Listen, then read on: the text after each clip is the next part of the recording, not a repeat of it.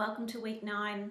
This is your second week in your module for creativity and technologies in the early years. So last week you established your foundational understandings of what creativity is, and so now I'm assuming that you're moving from thinking about it in terms of a tangible object and such as a painting or a piece of music, and you're now beginning to think of it in ways of it's how you can approach a task. It's about engaging with different ways of thinking and risk taking and solving meaningful problems. It needs to be explored and experienced by young children in an environment that's designed to support their learning. And we're so lucky in our field of work that we work with little people who are actually predisposed to and flexibly and ask the questions.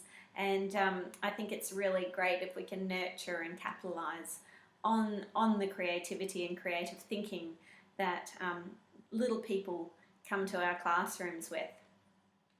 So this time it's thinking about, as I've said, you've got these firm understandings now, and think about where it fits with your curriculum documents and your frameworks. So this week you'll be exploring creativity and technologies education as always, but where it fits with the early years learning framework, and moving on into thinking also how it is aligned with the Australian curriculum.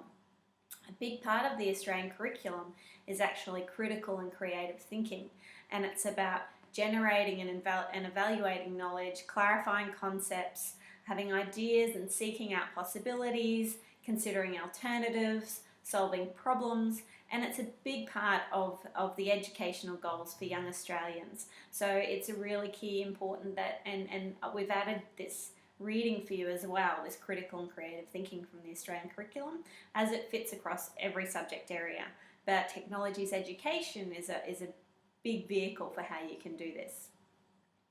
Your FLIR text from last week, if you want to revisit that chapter and think about it as well, about how it's actually in the Australian curriculum and in the early years learning framework, that would be a good thing to revisit this week as well. And thinking about it in terms of what makes creativity so important. It's about thinking divergently, it's about making new connections, challenging barriers to existing knowledges, kind of pushing children into thinking about things in different ways. A big part of creative thinking is actually a chance of failure. So what happens with that, and how can you move through and choose different ways of doing and thinking flexibly and creatively in different ways.